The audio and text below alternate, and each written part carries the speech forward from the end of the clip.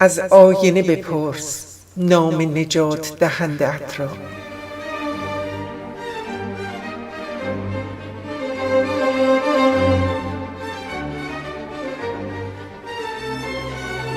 لحظه ای با آرامش در برنامه فصل مشترک.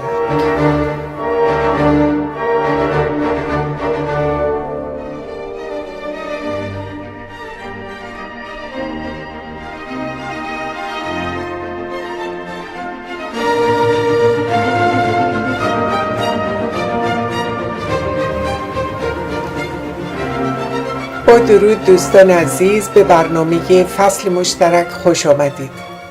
لحظه هستم میزبان امروز شما و یک بار دیگر با جناب منوچهر شفاعی هستیم از کانون دفاع از حقوق بشر در ایران.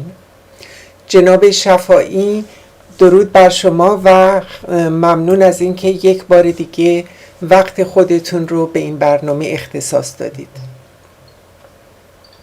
منم از شما و همکارتون آقای آرامش تشکر میکنم و سلام دارم خدمت شما و شنوندگان عزیز، در خدمتتون هستم.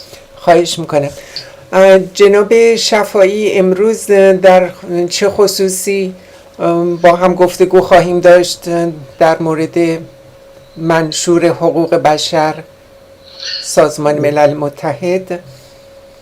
من فکر میکنم که امروز با توجه به که 8 مارس رو ما چند روز پیش پشت سر گذاشتیم و بحث زن در واقع جزء مسائل ریشه‌ای و خاص تو جامعه ما هست، راجع به کنوانسیون حذف کلیه اشکال تبعیض‌آمیز علیه زنان صحبت بکنیم. فکر کنم مطلب بدی نباشه اگر شما صلاح بدید. بله حتما.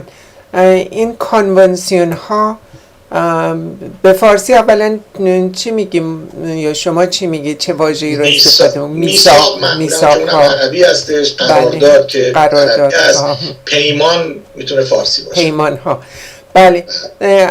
در آغاز اگر توضیح بفرمایید که تفاوت این پیمان ها با مواد منشور و خود منشور سازمان ملل متحد چی هست؟ چه بخشی رو تشکیل میده؟ بله، عرض کنم که خود منشور یا اعلامیه جهانی حقوق بشر یک در واقع مواد اولیه این کنوانسیون هست.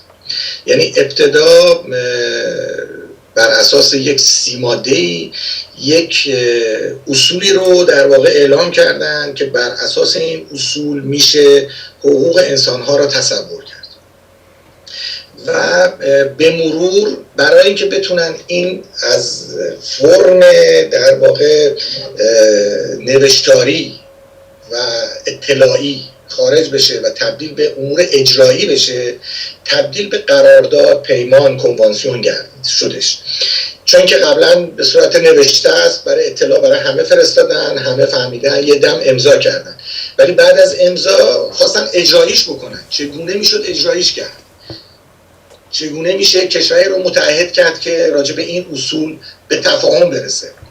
به همین دلیل اومدن بخش‌های مختلف و قسمت‌های مختلفی رو ایجاد کردن، مثل کنوانسیون در واقع منع شکنجه، یا کنوانسیونی درست کردن در رابطه که مثلا بند 3 هستش، یا کنوانسیون حقوق مدنی و اجتماعی، کنوانسیون حقوق سیاسی و عرض کنم که اینها رو در سالهای مختلف بر اساس اشکال مختلف ایجاد کردن و با اینها تونستن اون فرم در واقع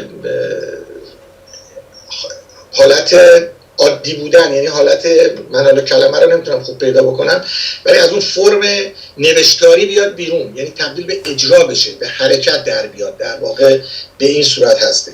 آیا این ضمانت اجرایی هم داری این پیمان ها؟ در واقع برای این که بشه یک ضمانت اجرایی براش درست کرد. بله. یعنی در واقع اصلش همینه. به همین دلیل اومدن کنوانسیون تشکیل دادن و این کنوانسیون ها بر اساس قراردادیه که کشورها امضا میکنن و امضا میدن و تعهد میکنن که این کنوانسیون ها یا در این بخش کاری رو انجام بدن و وقتی که این امضا میکنن خود به خود میتونن باید جوابگوی عملکردشون باشن. یعنی اگر در جامعهشون عمل نکردن باید جوابگو باشن. به همین منظورم قبلا یک کمیسیونی بود به نام کمیسیون حقوق بشر در ژنو که از سال 2005 تبدیل شده به شورای که اونم یک به اصطلاح سبک کار خاص خودشو داره، تغییر پیدا کرده و تبدیل شده به شورای حقوق بشر که بر اساس این شورا این کنوانسیون ها وقتی اجرا نمیشه در یک کشوری، در این شورا قابل رسیدگیه و از این طریق میتونن در واقع تحت کنترل بگیرن. نمونهش که جمهوری اسلامی رو سال گذشته محکوم کردن به خاطر عدم انجام کنوانسیون هایی که تعهد کرده بود.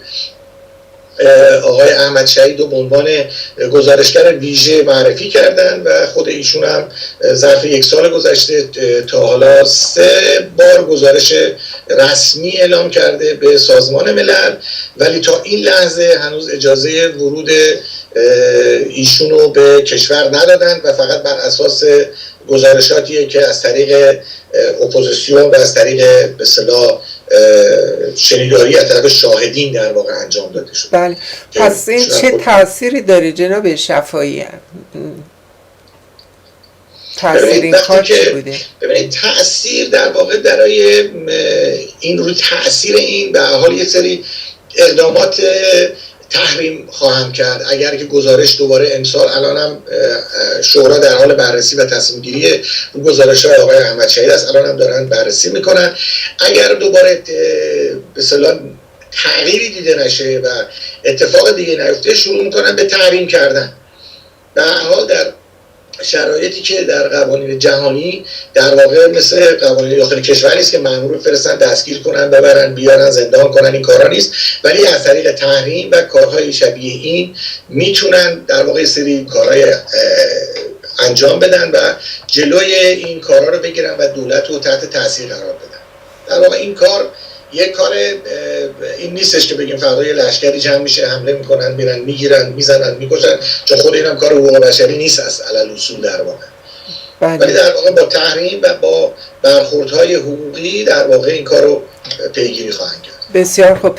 پس این تفاوت بین پیمان ها هست با منشور سازمان. اگر من درست متوجه شده باشم، امیدوارم که شما منو تصحیح بکنید، منشور در واقع بیشتر حالت نمادین داره و به صورت یک پیشنهاد هست که این پیشنهاد پذیرفته میشه به وسیله کشورهای امضا کننده، در حالی که پیمان ها در واقع یک نوع پیمان یا قرارداد دو جانبه هست و دارای ضمانت اجرایی می باشه.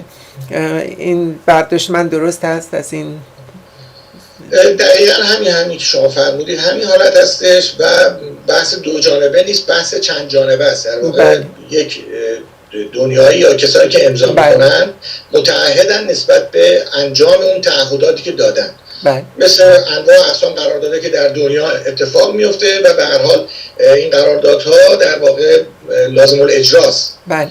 پس به این معنا که کشورها در مقابل صرفاً سازمان ملل مسئول نیستند، بلکه در مقابل مجموعه کشورهای جهان این مسئولیت رو دارن. بله. نسبت به هم دیگه مسئول هستن. بله. بله. متشکرم.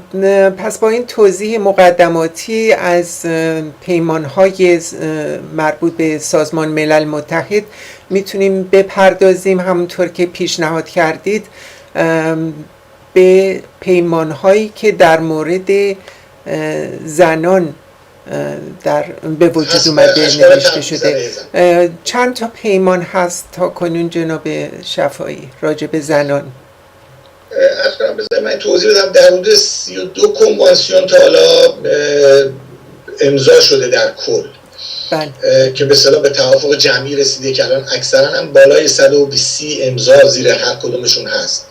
مثل کنوانسیون منع و مجازات کشتار جمعی هست، مثل کنوانسیون حقوق اقتصادی اجتماعی هست، مثل کنوانسیون حقوق مدنی سیاسی هست، مثل عرض کنم که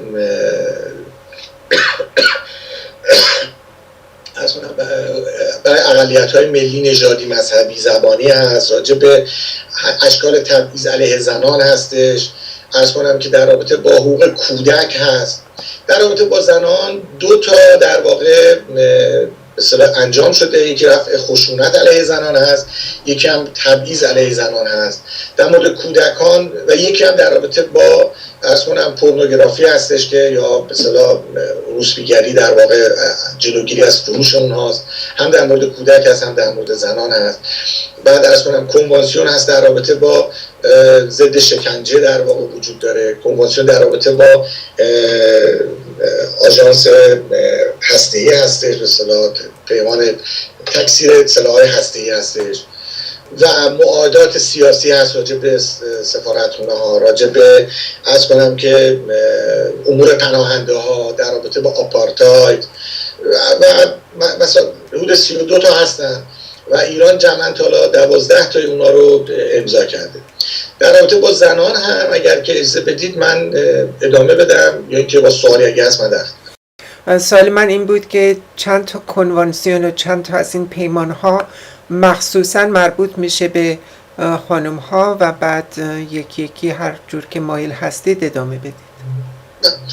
عرض کنم که یکی از 2 تا در واقع به صورت رسمیشو الان من روش مطالعه کردم.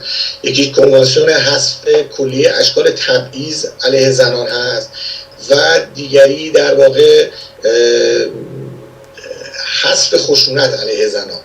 این 2 تا در واقع 2 تا مثلا کنوانسیونی که روی بخش زنان کار کرده، ضمن اینکه در تمام موارد حقوق زن در کلیه کنوانسیون ها به صورت برابری و یکسانی همیشه متصور شده و اجرایی شده. عرض کنم که کنوانسیون حذف کلیه اشکال تبعیض علیه زنان در 18 دسامبر 79 یعنی در واقع 1 سال بعد از انقلاب ما در 27 آذر 58 در واقع به امضا رسیده. متاسفانه ایران هنوز اینو امضا نکرده. عرض کنم که و این کنوانسیون از سپتامبر سال 1981 در واقع اجرایی شده و عملاً امضاهاش اجرا شده. یکی از مطالبی که تو این کنوانسیون هست اینه که وقتی 30 کشور امضا بکنن در واقع قابل اجراست و عملش رو شروع، یعنی در واقع این کنوانسیون شکل میگیره بعد از اینکه 30 امضا در واقع 30 کشور امضا بکنن. با توجه به این خود کنوانسیون من میخواستم بگم که این خود کنوانسیون در رابطه با زنان در اعلامیه جهانی حقوق بشر در 3 مادهش به خصوص روی این قضیه کار شده که عملاً در این کنوانسیون تاثیرگذار بوده برای این تصمیماتی که در این کنوانسیون گرفته شده. یکیش عرض کنم که ماده 1 که در ماده 1 تمام افراد و بشر رو به عنوان اینکه آزاد به دنیا میان و از حیث حقوق با هم برابرند و همه دارای عقل و وجدان می باشند. این در واقع ماده 1، یعنی در واقع برابری رو در ماده 1 ما می بینیم که برابری حقوق زن و مرد هستش. در ماده 2 بحث تبعیض هستش و بحث عرض کنم که تمایز دادن و برتری دادن کسی به کسی دیگه ای هستش که در ماده 2 در واقع پیش بینی شده که اونجا هم گفته هیچ گونه تبعیضی نمیتونه از لحاظ نژاد، رنگ، جنس، بحث زن و مرد هستش، زبان، مذهب، عقیده سیاسی یا هر مطلب دیگه رو نمیشه به عنوان برتری و تبعیض نسبت به یک قسمت دیگه انجام بده. حتی این تبعیض رو اعلام کرده حتی اگر کشورهایی که تحت قیمومت هستن، کشورهایی که خودمختار نیستن، حتی کشورهایی که یا ملیت‌هایی که تحت به اصطلاح حیطه یک کشور دیگه‌ای هم هستن، هم بایستی تبعیض درشون اتفاق نیفته. در واقع تو ماده 2 هستش. پس بحث تبعیض هم در این ماده 2 هست. در ماده 16 هم در اعلامیه جهانی حقوق بشر ماده 16 هم روی این قضیه صحبت شده که در واقع گفتن بدون محدودیت از نظر نژاد و ملیت و اینا میشه ازدواج بکنن یا مذهب میشه با هم ازدواج بکنن، تشکیل خانواده بدن و انحلال و ازدواج در اختیار به صورت برابر باید باشه و خود زندگی هم به صورت برابر باید زندگی کنن. هیچ زن و مرد نمیتونه اصلا به هم برتری داشته باشن. ازدواج و طلاق باید به صورت کامل آزادانه از طریق زن و مرد برگزار بشه و خانواده را در این ماده به عنوان رکن اصلی جامعه تلقی کردن و گفتن که دولت باید کاملا حمایت کنه. یعنی تو این مورد ما میبینیم که در واقع خود منشور هم در 3 ماده ویژه روی این قضیه برابری و عدم تبعیض و روابط خانوادگی زن و مرد هم در واقع اظهار نظر کرده که خود کنوانسیون در واقع نشأت گرفته از این در واقع 3 تا. من یه قسمت‌هایی رو از خود کنوانسیون به عرضتون میرسونم که به اصطلاح در جریان در واقع اون خود کنوانسیون اصلا چرا تشکیل شده. این در واقع زمانی که خواستن این کنوانسیون رو تشکیل بدن بر اساس یک سری اعتقادات که اولین موردش اینه که عدم تبعیض هستش، یعنی تبعیض نباید وجود داشته باشه بر اساس هم ماده 1 و بحث برابری هست و برابری در نظر حقوق انسانی بین همه اقشار مردم. بعد عرض کنم که این مطالب هست که این که اصلا تاکید دارن در این که اصلا آپارتاید به خصوص آپارتاید جنسی وجود نداشته باشه. به هر حال حالا بحث‌های تبعیض نژادی و انواع اقسام عرض کنم که چه می‌دونم نژاد پرستی یا اینها وجود داره، ولی در واقع در رابطه با مسئله تبعیض جنسی هم در واقع به طور ویژه روش تاکید هست که اون آپارتاید جنسی باشه، روش تلاش شده که در واقع برای این به این اندیشه ها بوده که در واقع این کنوانسیون شکل گرفته و اینکه سهم زنان در رابطه با پیشرفت خانواده و پیشرفت جامعه در واقع چقدر تأثیر داره. اینها در واقع مواردی بوده که باعث شده که تصمیم بگیرن که بیان یه تلفیقی درست کنن به عنوان عدم تبعیض علیه زنان که بر اساس که در 6 قسمت و در عرض کنم که 30 ماده در واقع این تعریف شده و کار انجام شده. ماده 1 در واقع تعریف تمایز یا در واقع تبعیض رو در واقع مشخص کرده که در واقع اعلام کرده که گفته هر گونه تمایز، استثناء، محدودیت یا محرومیت به دلیل جنسیت در واقع مورد تایید نیست و در واقع اینها به صورت تبعیض خواهد بود و در این کنوانسیون اینها رد میشه در تمام زمینه ها. دوستان عزیز تا دقایق دیگر با ما باشید. از آینه بپرس نام نجات دهنده را. من یک زنم آزادگی پیراهنم، اشوه از پا تا سرم لیکن ز سنگم ماهنم.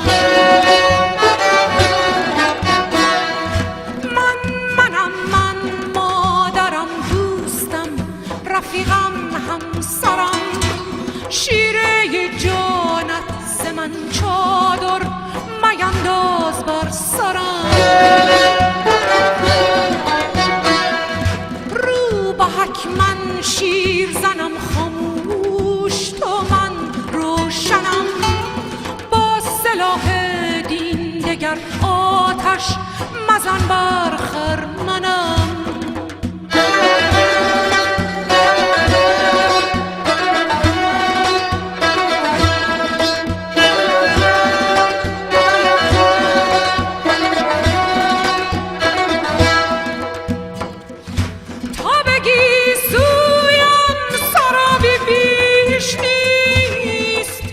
بیهوده برابی بیش نیست، بین لب لعل و حدیث چشم مست، بر لب مست خرابی بیش نیست.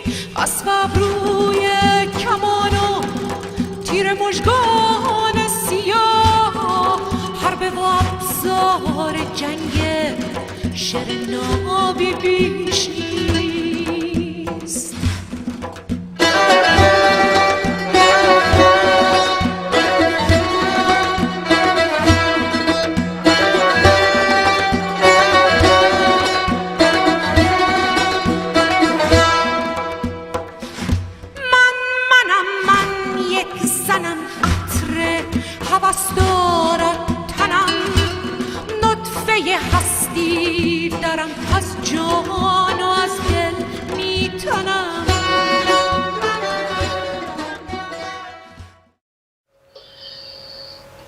کنم در ماده 2 دولت‌های عضو عملاً متعهد شدن که هر گونه تبعیض علیه زنان رو محکوم میکنن و لازم ابزارهایی رو ایجاد بکنن که اگر قوانین یا این مواردی هم وجود داره برطرف کنن، که به چند بخش تقسیم شده به صورت الف به جیم دال، که به صورت الفش اعلام کردن که باید ما قوانینی در قوانین اساسی کشورشون مطرح بکنن که اصل برابری زن و مرد هستش.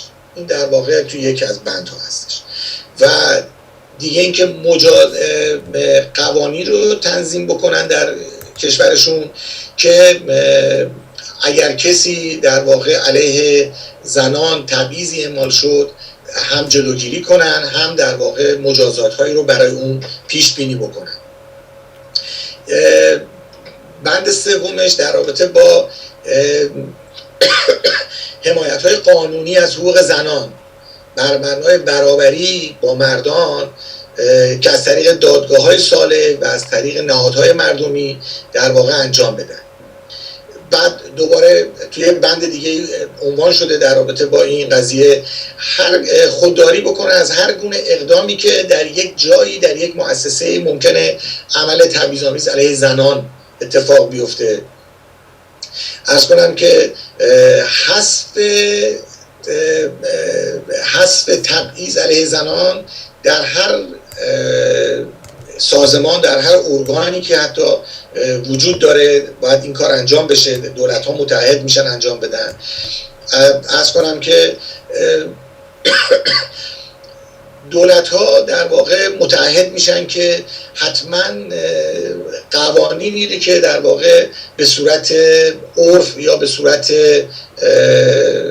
عادتشون در واقع تو یا مقرراتشون در واقع در کشورشون وجود داشته به عنوان تبعیض علیه زن و مرد و عدم برابری زن و مرد بوده اصلاح بکنن و اون قوانین رو از بین ببرن و منسوخش بکنن. و هر گونه قوانین کیفری که در هر کشوری باعث می شده که تبعیضی علیه زن باشه اونا رو از بین ببرن. یعنی امضا کنندگان در واقع متعهدن که اینها رو در واقع در تمام قوانین جزایی، کیفری، اقتصادی، سیاسیشون در واقع پیش بینی بکنن. در مورد ماده سوم در واقع در رابطه با دولت‌های عضو باز متعهد میشن که در تمام امور سیاسی، اجتماعی، اقتصادی، فرهنگی و حتی در قانونگذاری نسبت به توسعه و پیشرفت وضعیت زنان در واقع اعمال نظر بکنن و اعمال قدرت بکنن که زنها به یک پایه برابری برسه.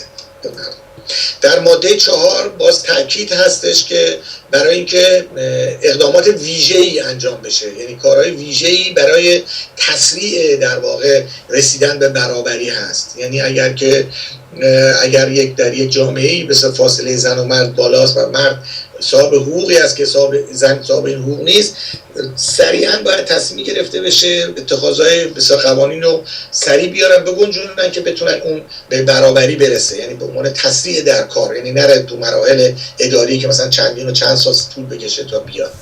حتی در جای دیگه هم پیش بینی شده که دولت‌ها موظف هستن ظرف یک سال در اولین سال امضا یک گزارشی از وضعیت زنان به اصطلاح بدن به در اون کمیته‌ای که بعداً را توضیح خواهم داد که تشکیل میشه و در اونجا در واقع عملاً روی این قضیه رسیدگی خواهد شد. یا اینکه در کشورها دولت‌هایی که عضو هستن متعهد میشن که حتما از حمایت به اصطلاح از حق مادری حمایت بکنن و حق مادری رو به عنوان تبعیض در نظر نگیرن. حق مادری همیشه حق مادری، یعنی هیچ تبعیضی قائل نشن، نگن که مثلا این حقی که به عنوان یه مادر داره تعلق میگیره مثلا به مرد چون تعلق نمیگیره باید حذف بشه. حق مادری هیچ عنوان تبعیض نیست و به عنوان یک حق طبیعی مادر هستش پیش بینی شده.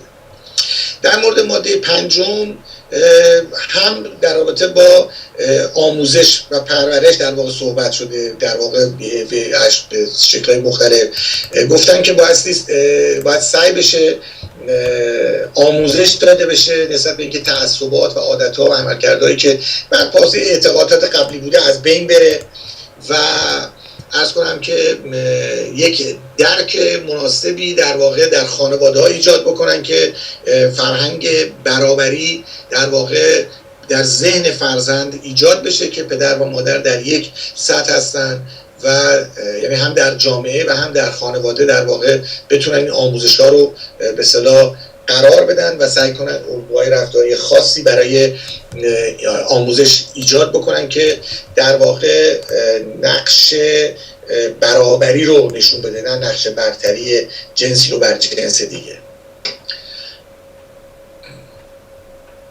در ماده 6 پیش بینی کردن که قوانینی باید تنظیم بشه در دولت‌ها و در کشورها که هر گونه معامله‌ای بر روی زنان و بهره برداری از اونان به اصطلاح ممنوع بشه و تمام کارها بر اساس قوانینی بشه که در واقع زن در واقع به عنوان برده یا به عنوان یک عنصر، به عنوان یک روسپی یا به هر اون بنابینی در واقع مورد بهره برداری دیگران قرار نگیره از نظر قوانین.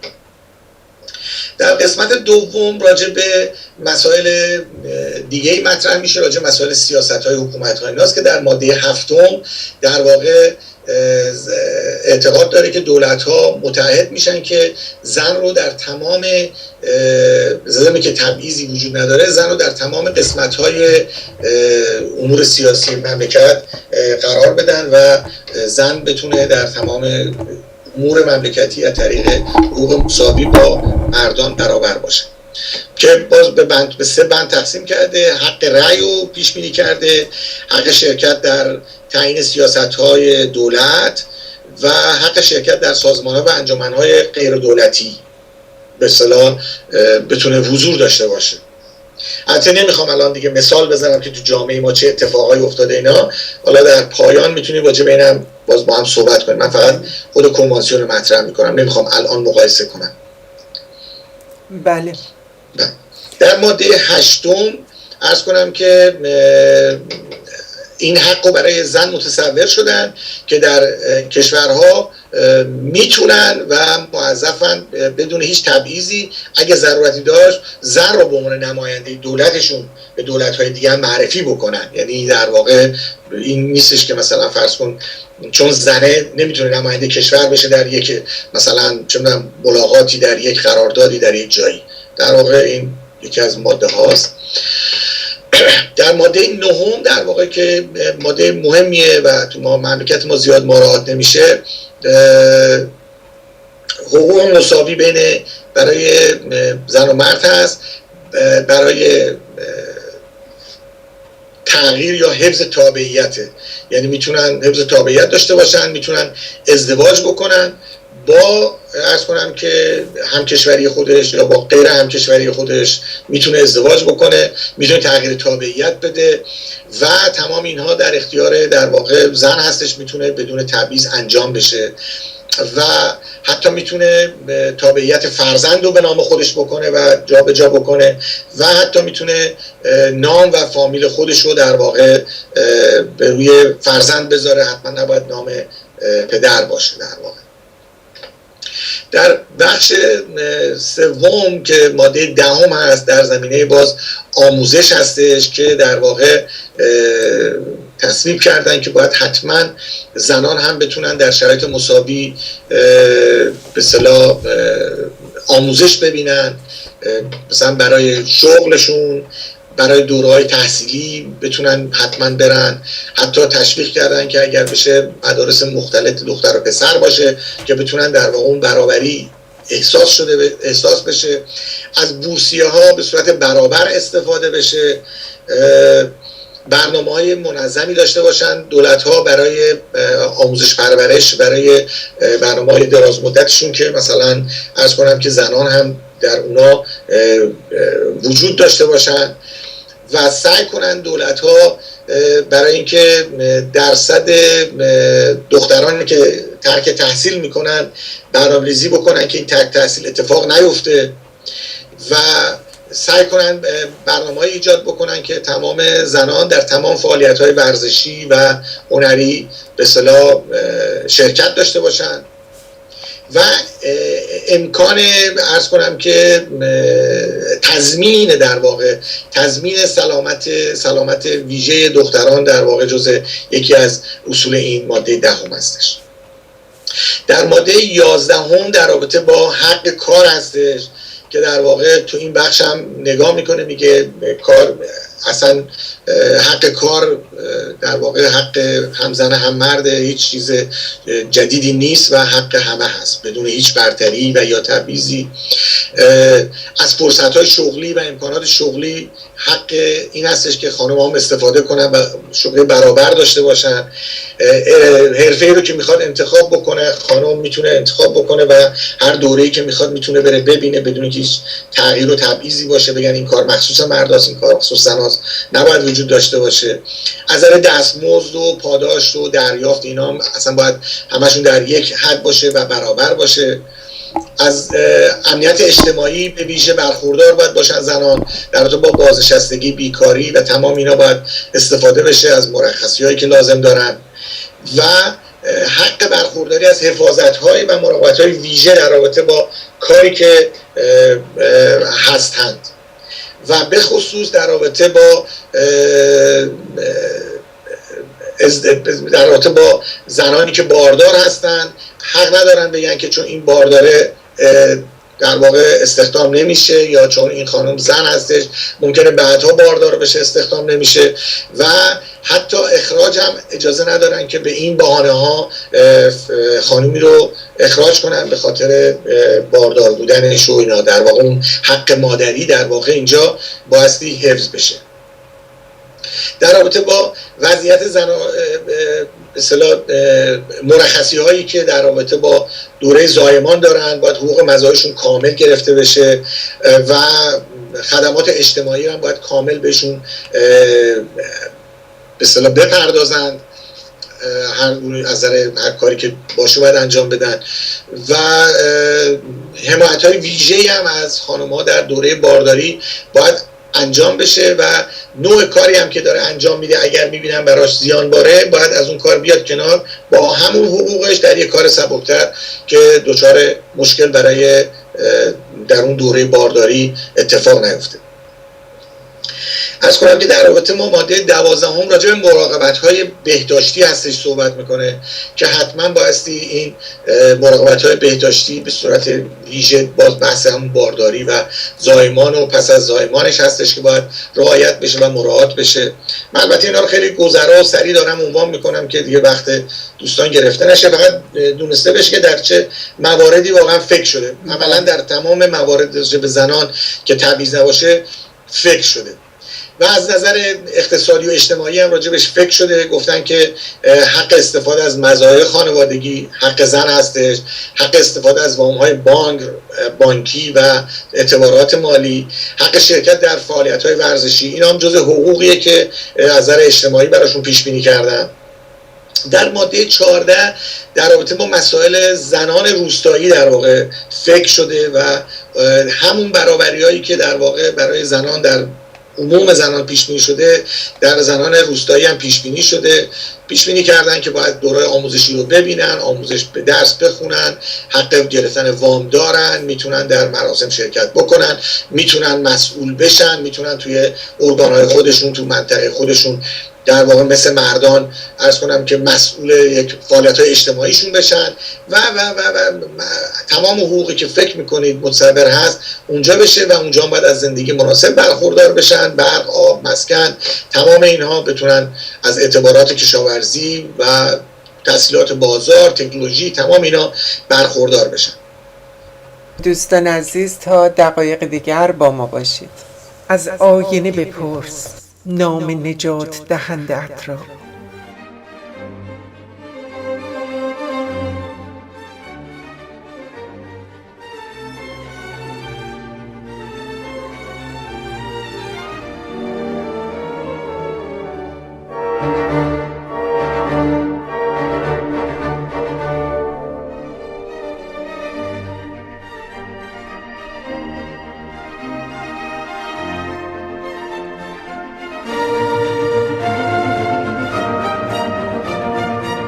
دوستان عزیز، به برنامه فصل مشترک خوش برگشتید. با جناب شفایی هستیم و در مورد پیمانهای سازمان ملل متحد برای زنان گفتگو می کنیم. تا اینجا به چند مورد اشاره شد، فکر میکنم جناب شفایی به 14 مورد اشاره کردید. بله درسته، 14 ماده رو من مطرح کردم. و ادامه میدیم به شنیدن بقیه مواد پیمان. از کنم که در مورد ماده 5 به اصطلاح در واقع در مورد زنان هستش. ماده 15 در واقع که از مواد مهمش هستش که در واقع تاکید کرده که تمام دولت‌ها بایستی قوانینی رو تنظیم بکنن که برابری زن و مرد بهش توجه شده باشه. یعنی تمام دولت‌هایی که این کنوانسیون امضا میکنن موظفن به اصطلاح برابری زن و مرد رو در قوانینشون جاری بکنن به اشکال مختلف. اختیارات قانونی که برای مردان وجود داره، فرصت‌های عملی که دارن باید حتما در اختیار زنان قرار بگیره. در دادگاه‌ها محاکم به طور یکسان برگزار بشه. در قراردادها، امور اداره اموال، تمام اینها حقوق زن با مرد باید برابر باشه در تمام این قسمت. و در قسمت دیگه‌ای عرض کنم که حتی اگر در جایی به دلیل اختیارات قانونی حقوق زنان به اصطلاح به صورت تبعیض داده شده باشه، حالا من مثال ایران رو میزنم که مثلا میگن در مورد بردن ارث مثلا فرض کن زن نصف مرد ارث میبره، این قانون بایستی حذف بشه و عرض کنم که قانون جدیدی که نشانه برابری باشه باید گذاشته بشه. این جزو کسایی که این کنوانسیون رو امضا میکنن. و در مورد مسافرت، در مورد انتخاب مسکن، انتخاب شغل و محل اقامت حق برابر داره زن با مرد و این باید حتما در قوانین به طور یکسان مطرح بشه و این اجازه صادر بشه. در مورد ماده 15. در مورد ماده 16 در رابطه با روابط خانواده و ازدواج در واقع بیشتر توجه شده که در اینجا در واقع گفتن که برای ازدواج حق برابر بین زن و مرد هست. برای عرض کنم که انتخاب همسر حق برابر هست و رضایت دو طرف 100% باید باشه. و در دوران ازدواج برابری پیش بینی شده و برای جدایی هم برابری پیش بینی شده و عرض کنم برای حفظ حقوق در واقع برای عنوان پدر و مادر به اصطلاح باز حق برابر نسبت به رسیدگی به وضع بچه‌ها پیش بینی شده. حتی اگر زن و شوهر جدا شده باشن باید حق برابر نسبت به فرزندان باید داشته باشن. و البته در این مورد همیشه منافع کودکان رو به عنوان یک برتری اولویت قرار دادن که اون دیگه از طریق دادگاه و اینا مشخص خواهد شد. در زمینه حتی تعداد فرزندی که و مقدار بارداری و فاصله بارداری و تمام اینا در اختیار زن هم هست و زن میتونه تصمیم بگیره راجع به اینها. در رابطه با حضانت فرزند باز هم در واقع یا گرفتن مثلا فرزند خواندگی اینا باز زن حق داره و حق انتخاب فامیل برای فرزند و فامیل برای خودش میتونه در واقع از فامیل شخصی خودش استفاده کنه یک زن و ضرورت نداره که حتما مرد باشه. بعد عرض کنم که طبیعی هر گونه مالکیتی زن برای خودش داره مستقل میتونه باشه و مردم مستقل باشه و اختیار امور خودشونو به اصطلاح یکسان خواهند داشت. در قسمت 5 قضیه راجع به یک پیش بینی شده که خب حالا این قوانین رو ما گذاشتیم، حالا چجوری میتونیم اینا رو کنترل بکنیم. به همین دلیل یک کمیته تشکیل دادن به نام کمیته رفع تبعیض علیه زنان که در واقع این کمیته رفع تبعیض علیه زنان مقرر شده در واقع توی خود کنوانسیون.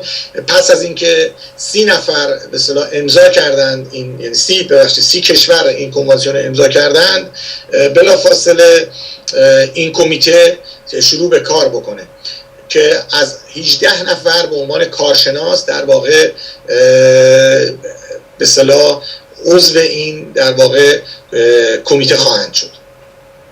این کمیته 23 نفر کارشناس داره که در واقع این افراد از طرف کشورها معرفی میشن، ولی در واقع صلاحیت شخصی خودشون رو خواهند داشت، نه اینکه در واقع از طرف کشورشون صحبت بکنن. در واقع صلاحیتشون صلاحیت‌های شخصیه و فردی، ارتباطی به کشورشون نداره، حتی اگر کشورشون هم در واقع معرفی کرده باشه.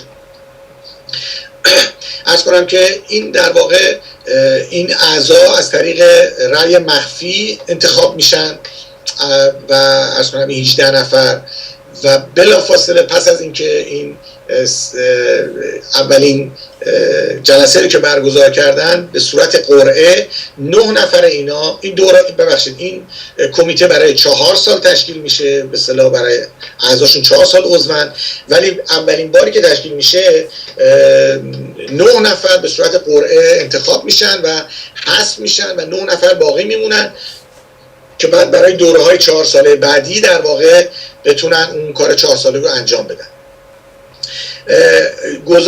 مقرره که حتما به هر طریقی شده در اولین برخورد به اصطلاح سالی که این کمیته تشکیل میشه گزارشی در واقع فرستاده بشه برای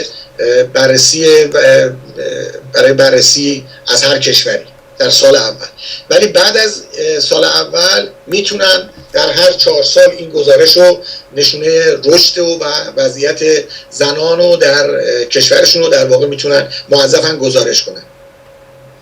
عرض کنم که این کمیته در واقع زیر نظر رئیس دبیرکل سازمان ملل به اصطلاح برگزار میشه، انتخاب میشن و کار میکنن و یک مقری هم در خود سازمان ملل برای این کمیته توسط دبیرکل سازمان ملل در واقع پیش بینی میشه و در اختیارشون قرار داده میشه. عرض کنم که طبیعی یک حقوق ماهیانه هم بابت عضویت اعضای کمیته بهشون از طرف سازمان ملل، صندوق مالی سازمان ملل پرداخت میشه.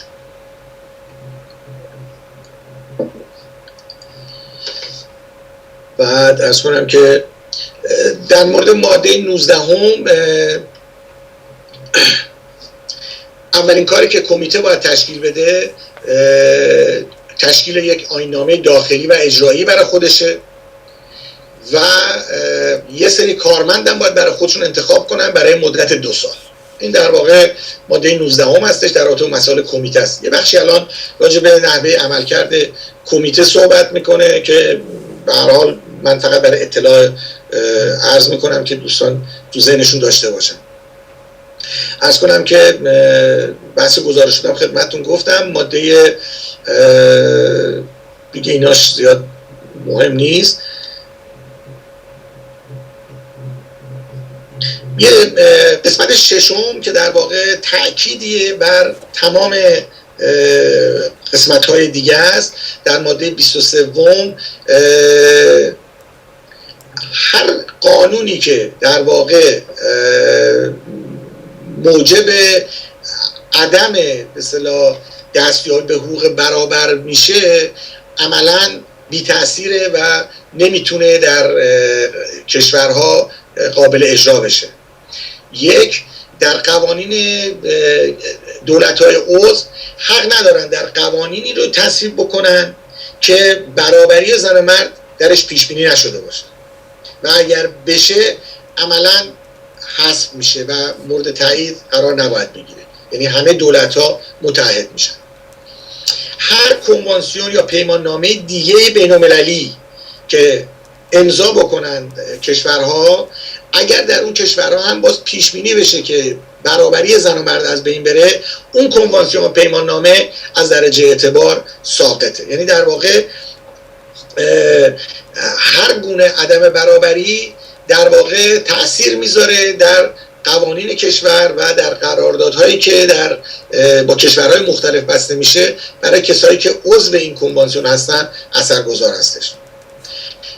ماده 24 باز میگم چون بیشتر تاکیده، در ماده 24 تاکید کرده که هر گونه برابری باید در سطح ملی باشه، یعنی تمام کشور رو در واقع زیر پوشش قرار بده، نه اینکه به قول معروف یه منطقه رو تایید کنن یه منطقه رو هنوز برابریش نباشه. کما که دیدیم در بخش 11 فکر کنم راجع به مسائل خانواهای روستایی هم صحبت کرده شد. بعد ماده 25 اعلام کردن که این کنوانسیون باز هستش و همواره آماده است برای گرفتن امضا و عرض کنم کسایی که بتونن وارد اینجا بشن.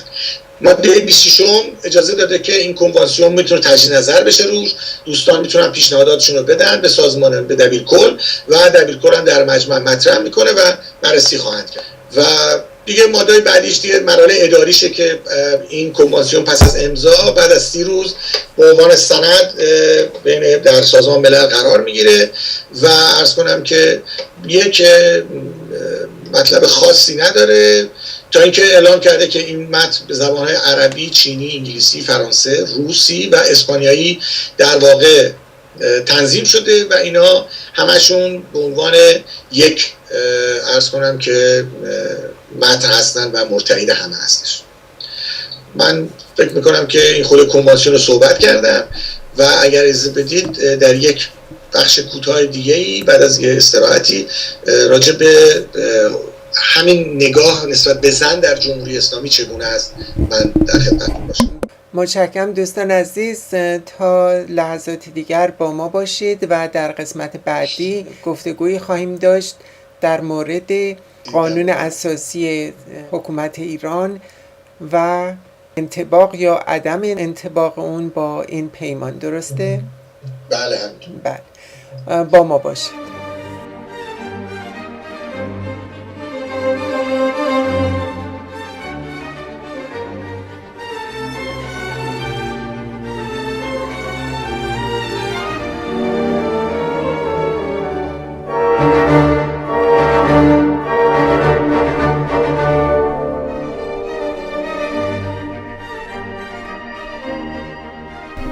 دوستان عزیز، با درود مجدد به برنامه فصل مشترک خوش برگشتید.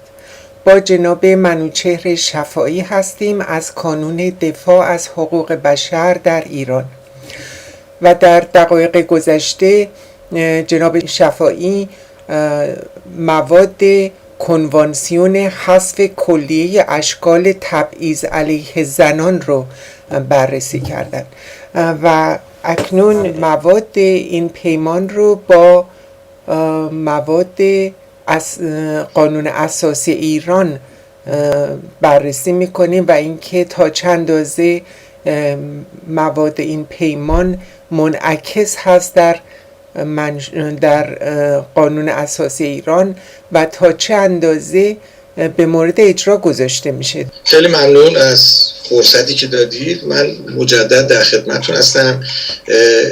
ما یه مقداری راجع به خود کنوانسیون به اصطلاح رفع تبعیض علیه زنان صحبت کردیم و توضیح هم دادم که در اعلامیه جهانی حقوق بشر طبق ماده 1 که نگاه به برابری حقوق انسان داره، در ماده 2 که نگاه به رفع تبعیض و عدم تبعیض بین همه گونه تبعیض وجود داره به خصوص تبعیض جنسی، و در ماده 16 که به روابط خانواده و خانوادگی در واقع و ازدواج توجه کرده. اینا رو توضیح دادم خدمتتون. حالا ببینیم که در قانون اساسی جمهوری اسلامی ایران چه نگاهی نسبت به زن هست و در کدام اصول در واقع در کدام اصول قانون اساسی به زن توجه شده. در مقدمش متوجه میشیم که خانواده رو واحد بنیادین جامعه و کانون اصلی رشد و تعالی انسان دونسته و در اصل دوم در قسمت ششمش راجع به کرامت و ارزش والای انسان و آزادی توأم با مسئولیت او در برابر خدا صحبت کرده که در قسمت سوم این به اصطلاح بند 6 عنوان کرده نفی هر گونه ستمگری، ستمکشی، سلطه‌گری، سلطه‌پذیری، قسط و عدل و استقلال سیاسی و اجتماعی را تأمین باید بکنه. یعنی در واقع جمهوری اسلامی در واقع برای رسیدن به کرامت و بالای انسانی ستمگری رو گذاشته کنار و قسط و عدل و عدالت رو در واقع در تمام امور اقتصادی، اجتماعی، فرهنگی رو تأمین باید بکنه در واقع در اصل 2. حالا من اینا رو که مطرح میکنم چون به هر حال ما میدونیم که در ایران در واقع ستمکشی هست، سلطه‌گری هست، عدل وجود نداره و استقلال اونها هیچ کدومش عمل نشده. ما بحث اون نداریم ولی چون بخش زن هم در واقع بحث ستمگریش و ستمکشیش هست در واقع اون قضیه من اینو مطرح کردم. در اصل سوم به اصطلاح برای پیش بینی شدهش در رابطه با اینکه به تمام فضائل برسه و تمام امکانات رو برسونن به اهداف اصل دوم و در یک قسمتش در قسمت سومش راجع به آموزش و پرورش و تربیت بدنی رایگان در تمام سطوح آموزش عالی مطرح کرده و در بخش هشتمش مشارکت عامه مردم در تعیین سرنوشت سیاسی خودشون مطرح کرده. اینا در واقع مواردی که مطرح شده و ما متاسفانه میبینیم که در جمهوری اسلامی اینا هیچ کدوم عمل نشده. عرض کنم که در یه بندیش هستش که تامین آزادی‌های سیاسی اجتماعی در واقع راجع بهش صحبت شده، در واقع روی این قضیه هست که این هم جزء مواردیه که در واقع یا هر گونه استبداد خودکامگی در واقع مطرح شده که اینا در واقع یه بخشی چون به زن ارتباط نداره من ازش میرم کنار و به اونا دیگه کاری ندارم، فقط اونایی که در بخش زنان هست من روش صحبت خواهم کرد. رفع تبعیضات ناروا و ایجاد امکانات عادلانه برای همه، اینم باز بخشی که مربوط به زنان هستش. این و تامین عرض کنم که حقوق همه جانبه افراد از زن و مرد برای امنیت غذایی و عدالت برای همه و تساوی برای همه، اینم باز چون بحث زن وجود داره من مطرح کردم. بعد در اصل 20 بعد از اصل سوم میرسیم به اصل 20 که باز در واقع اعلام کرده که همه افراد ملت هم از زن و مرد در مقابل قانون یکسان قرار دارن و قوانین برابر دارن. البته یه اشکال داره که اون آخرش عنوان کرده بر اساس موازین در واقع اسلام برخوردارند. این در واقع مشکلیه که در تمام قسمت‌هایی که تو قانون اساسی می‌بینیم و دوچار حادثه هست، اون موازین اسلام که میاد در واقع تمام اون قواعد رو به هم میریزه. اصل 21 عرض کنم که باز دولت موظف شده که حقوق زن رو در تمام جهات باز با رعایت موازین تضمین کنه و موارد زیر رو در واقع توجه باید بهش داشته باشه، مثل زمینهای مساعد برای رشد شخصیت زن.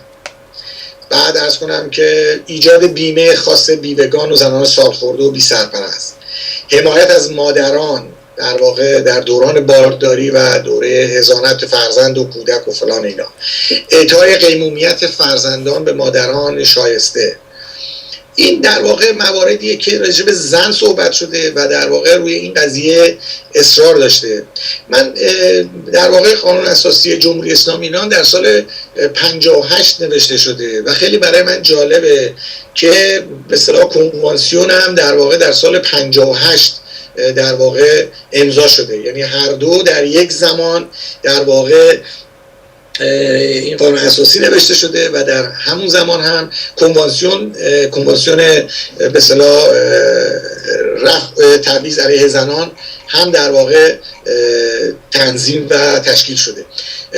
ما می‌بینیم که عملاً در جمهوری اسلامی در اصولش یه چیزایی رو راجع به زنان رعایت کرده، عنوان کرده، ولی یک مواردی هست که در واقع اون جمله موازین اسلامی، رعایت موازین اسلامی اینجاست که در واقع یک اون عدم تبعیض به وجود میاد، چون در قوانین اسلام در واقع موارد بسیار زیادی هستش که در واقع حقوق زن در واقع درش متصور نیست و زن رو به اشکال دیگه‌ای در واقع نگاه کرده، مثل نیمه انسان، مثل عرض کنم که و حالا من یعنی نمیخوام وارد این مسائل بشم چون شاید دخلی به قول معروف به الان نداشته باشم. من در واقع اینا رو من قانون اساسی هم مطرح کردم که خواستم بگم که در قانون اساسی هم در واقع نسبت به زن در واقع نگاه بوده بر این که به زن به عنوان یک برابر نگاه بشه و عنوان هم شده، کمان که میگم در اصل 21 به اصطلاح در اصل 20 گفته حقوق زن و مرد در برابر قانون یکی هستش. اما متاسفانه این برابری در جامعه ما نمیبینیم و میدونیم که الان هم در ایران زنان بسیاری الان در زندان ها هستند به دلیل اینکه فقط معترض بودن به وضعیت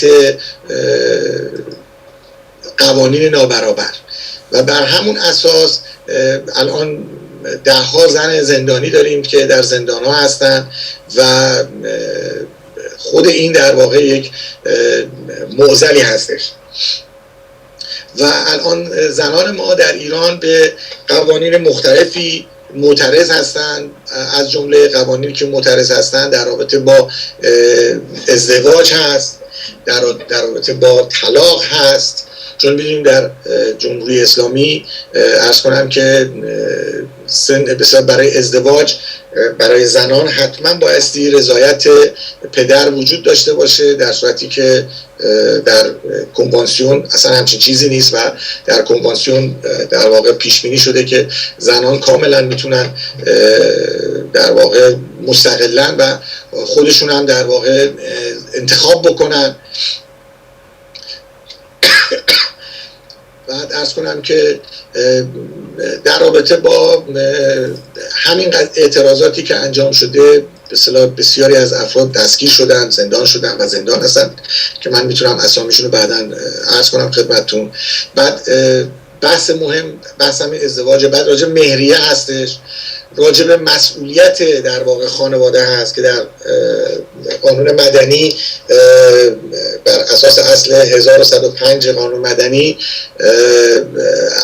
مسئولیت قانون رو بر اساس شوهر گذاشتن و شوهر رو گفتن بایستی ریاست خانواده رو داشته باشه، در صورتی که در کنوانسیون عملا پیش بینی شده که هر دو با هم برابرن و هر دو میتونن مسئول باشن.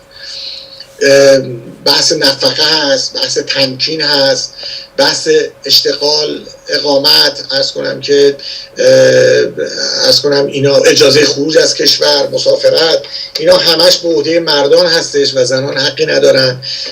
در رابطه با طلاق هستش که حق مرد طلاق بده و زن این حقو نداره. حالا قوانینی گذروندن که کسایی میتونن در عرض کنم که در عقدنامه‌شون بنویسن که درخواست طلاق از حقوق زنان شده که اونم باز خودش یه سری مشکلات داره.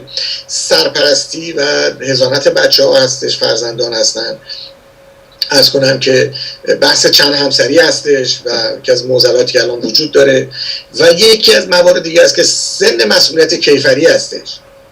سن مسئولیت کیفری هستش که باز خودش مسئله مهمیه که در واقع دختر از 9 سال، پسر از 15 سال در واقع مسئولیت کیفری دارن، در صورتی که دختر 9 ساله که نمیتونه مسئولیت کیفری رو داشته باشه و این مسئولیت کیفری در کنوانسیون ها از 18 سال به بالا در واقع پیش بینی شده و این در ایران متاسفانه اون هم در واقع 9 ساله در واقع هجری قمری هستش، یعنی در واقع زیر 9 سال میشه و پسرم زیر 15 سال میشه در واقع. بعد بحث انتخاب تابعیت هست، یا پدر تباری برای گرفتن شناسنامه و عرض کنم که اینا ما داریم که مثلا اگر یک خانم ایرانی با یک مرد غیر ایرانی ازدواج بکنه، اون خانم فرزندشون نمیتونه تابعیت داشته باشه و نمیتونه اسم پدر داشته باشه و دچار حوادث این چنینی و حق رفتن به مدرسه و اینا رو نداره و این خودش یک معضل هست. یعنی مادر حق تابعیت در واقع نداره توی کشور، عملا وابسته به مرد هستش.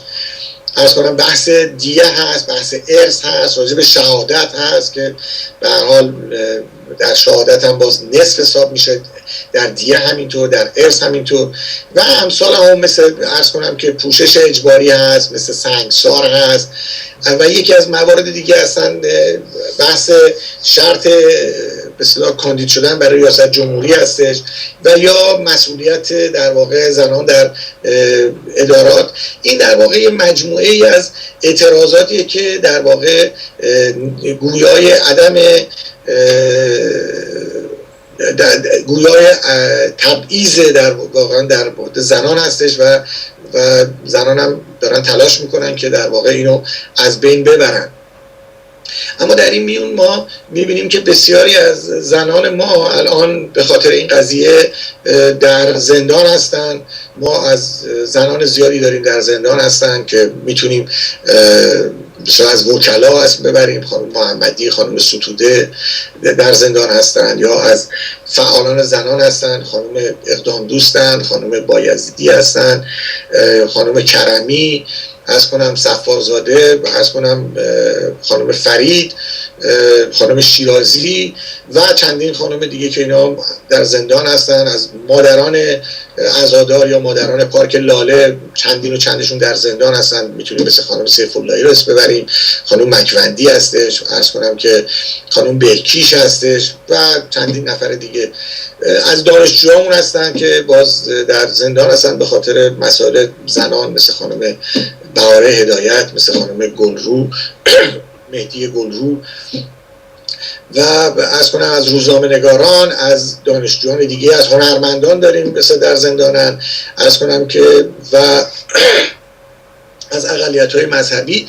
اینا افرادی هستن که اینا همشون به خاطر تبعیض و برای اینکه بتونن به این مسائل تبعیض آمیز اعتراض بکنن دستگیر شدن در زندان. اینا من فقط خیلی گذرا مطرح کردم که وقت شما رو نگیرم. من دیگه در خدمتتون هستم، اگر که سوالی مطلبی هست من در خدمتتون هستم. متشکرم جناب شفاعی. سوالات که خب بسیار هست. اول سوال این هست که آیا حکومت ایران قانون اساسی خودش رو اجرا میکنه یا نه؟ این اولین سوال هست و اگر نمیکنه چرا؟ و آیا برای اجرا نکردن قوانین اساسی خودش حکومت ایران در مقابل سازمان ملل متحد مسئولیتی داره غیر از اینکه در مقابل مردم ایران مسئول هست؟ از کنم که من اول آخری رو جواب بدم که در مقابل سازمان ملل هیچ مسئولیتی نداره.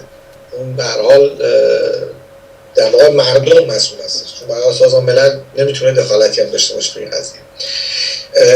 در رابطه با سوال اولتون که جمهوری اسلامی آیا رعایت میکند یا نمیکند، متاسفانه برای اطلاعاتون بگم اصل 5 قانون اساسی جمهوری اسلامی در واقع یکی از عجیبترین موارد هستش که در واقع اعلام میکنه که تمام ملت ایران صغیر هستند و یک قیم لازم دارن یا یک ولی لازم دارن که ولایت فقیه هستش و این در واقع تنها قانون اساسی در دنیا وجود داره که خود مردم اعتراف میکنن که ما صغیریم و ما حق فکر کردن نداریم و یه نفر فقط میتونه که نماینده خداست میتونه بیاد نسبت به ما فکر بکنه.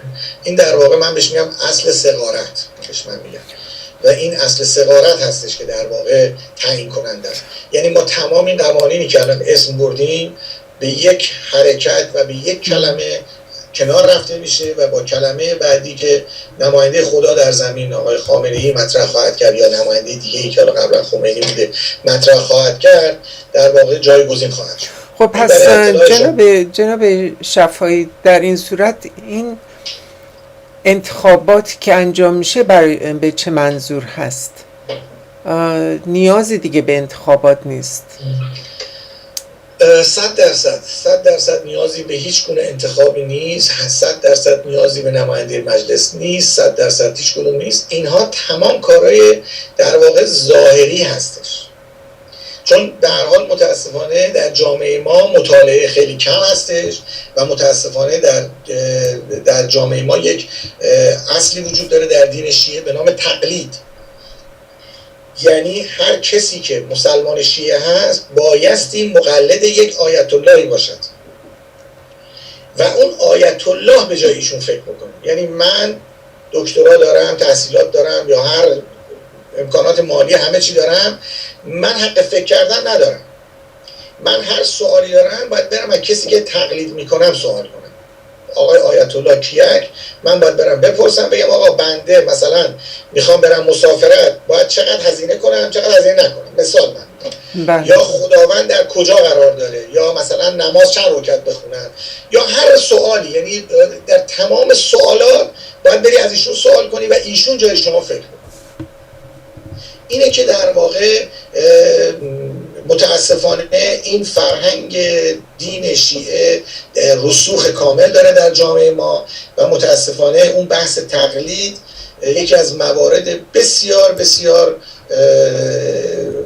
اشکالدار به اصطلاح مسائل دینی ما هست. در ادیان دیگه هم وجود داره، یعنی فکر نکنید فقط در دین ما هست، اما در دین ما اومده کلاسیک شده. یعنی در واقع قشنگ جا درست کردن، گفتن آقا تو باید ازشون تقلید کنی، خودت حق صحبت نداری. این بحث تقلید در واقع حالا در دین مسیحیت هم می‌بینیم که میگن طرف شبانه، بعد مثلا باید بری از شبان راهنمایی بگیری و اصطلاحات مختلفی که هر کدوم برای خودشون درست کردن، ولی در دین شیعه این قضیه در واقع وجود داره. نتیجتاً چون اجازه اندیشه وجود نداره، اجازه مطالعه وجود نداره و کسای دیگه جای تو دارن فکر میکنن که الان در رأس قدرت وجود دارن، نتیجتاً اینا برای اینکه بتونن یه نمایش ظاهری بدن میان یک مراسمی میذارن، میگن بفرمایید ما حقوق شما رعایت میکنیم، از این 4 نفر برید یکشون انتخاب کنید شما، از این مثلا 3000 نفر برید یکشون انتخاب کنید بگید این نماینده من بشه تو مجلس.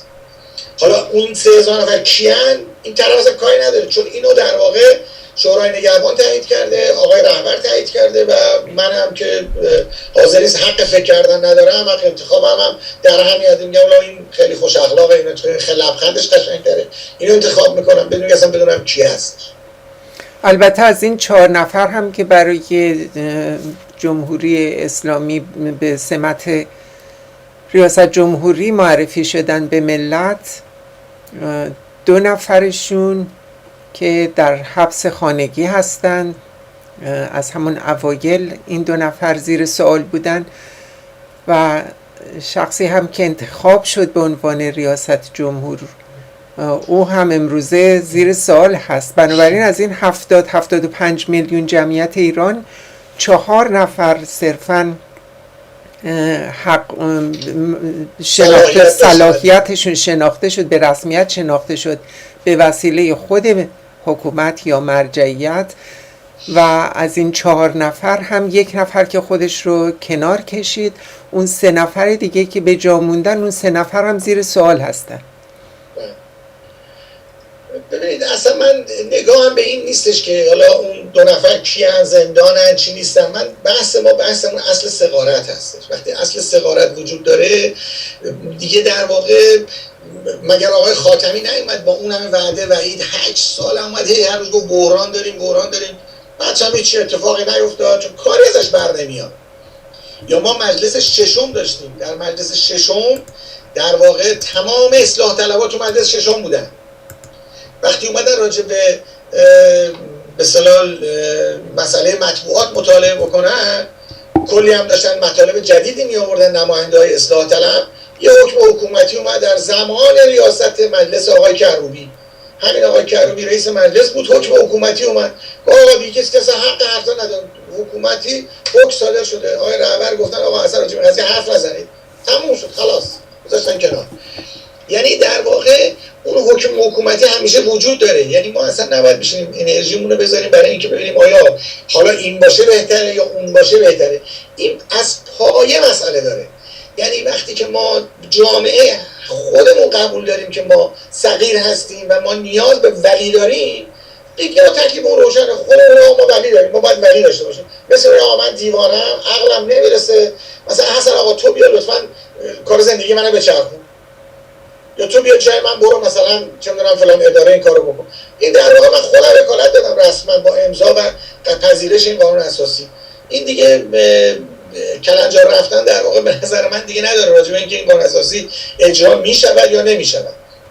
حالا من میتونم اینجوری کامل بکنم این قضیه رو، با توجه به اینکه عملا یک نفر در این جمهوری اسلامی تصمیم گیرنده است، طبیعیه نمیتونه به تمام اینا رسیدگی بکنه، نتیجتا عواملی هستن که از این قضیه سوء استفاده رو میکنن.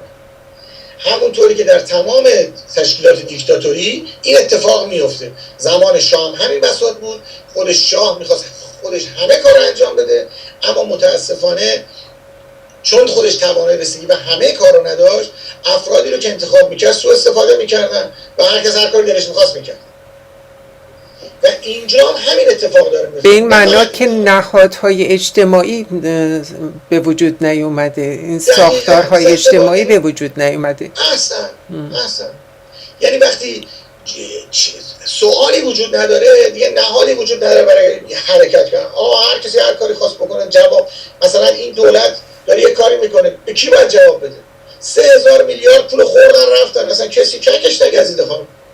3000 میلیارد تنها یک رقم از ارقام بیشمار بود که گهگاه ما ارقام دیگه هم میشنویم که اختلاس‌های شده، پول‌هایی که اصلا معلوم نیست به کدوم حساب ریخته شده، کجا هست و تقریبا همه عادت کردیم دیگه به این مسائل، به صورت طنز از روش میگذریم. متاسفانه بله. منم صحبتم همینه. بالا بحث 3000 میلیارد چون رقم وحشتناکیه، ما رقم‌های کوچیک‌تر داریم. ما اصلا خود آقای احمدی نژاد موقع شهردار بود یه رقم 8 میلیاردی اصلا معلوم نشد کجاست. بارها هم سوال کردن، کسی هم جواب نگرفت. الانم راجع به پول نفت مجلس داره سوال میکنه، آقا پول نفتت کجاست؟ کسی جواب نمیده، چون اصلا مهم نیست. چرا؟ چون اون یه نفر نمیتونه رسیدگی بکنه و آدم‌هایی هم که حضور دارن همه آدم‌هایی هم در حال سوء استفاده هستن. یعنی تمام افرادی که اومدن صرف اومدنشون برای سوء استفاده است. حالا سوء استفاده از قدرت، سوء استفاده از برای پوله، برای هر چیزی که فکر می‌کنید. یعنی الان هیچ نیرویی که منتخب مردم باشه، نماینده مردم باشه، شما نمی‌بینید، در هیچ جا نمی‌بینید. نه در قوه قضاییه می‌بینید، نه قوه مجریه می‌بینید، نه در قوه مقننه می‌بینید، نه در چه می‌دونم عوامل مختلفی مثل شورای نگهبان، مثل شورای امنیت ملی، مثل شورای مصلحت نظام، نمی‌دونم مصلحت نظام، هیچ کدوم اینا شما افرادی رو نمی‌بینید که از عامه مردم باشن. همشون جزء خواص هستن از انتخابیات رهبر و سلام. بله جناب شفایی، اینجا آدم یه مقدار احساس استحصال میکنه، استحصال به این صورت که پس چیکار باید کرد؟ ملت که حکم سقارت خودش رو در واقع امضا کرده با رفراندومی که داده و با قانون اساسی حکومت اسلامی که وجود داره، اینطور که مشاهده میشه ملت به صغیر بودن خودش اعتراف کرده و در واقع این ولایت فقیه هست که رهبریت رو به عهده داره. بنابراین اینجا که تکلیف مشخصه، آیا در منشور حقوق بشر و یا کنوانسیون های اون موردی هست که بشه به فریاد این ملت رسید به اصطلاح؟ از کنم که ببینید یه اصلی هست. من معتقدم که ما فقط و فقط باید آگاهی عموم بره بالا، یعنی عامه مردم اطلاعاتشون رو در حد حقوق خودشون به جایی برسونن که در واقع اجازه ندن کسی ازشون سوء استفاده بکنه. در واقع اینجا این سوء استفاده هستش که در واقع از همه چی شده، یعنی از عدم آگاهی مردم سوء استفاده شده. یعنی زمانی هم که جمهوری اسلامی در واقع میخواست تشکیل بشه، خب در حال اساس اصلا قرار بود که یک مملکت دموکراتیک کامل درست بشه، اما بعد اومدن گفتن که نه، ما میخوایم جمهوری اسلامی داشته باشیم.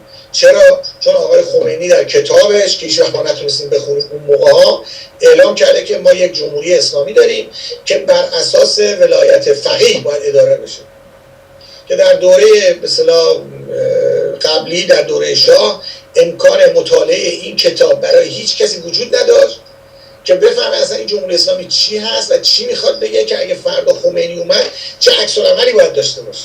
جناب شفای، شما میفرمایید امکان خوندن این کتاب برای عامه مردم نبود، ولی برای خواص که بود. مثلا آقای بازرگان که این کتاب رو باید خونده باشه، یا آقای یزدی، آقای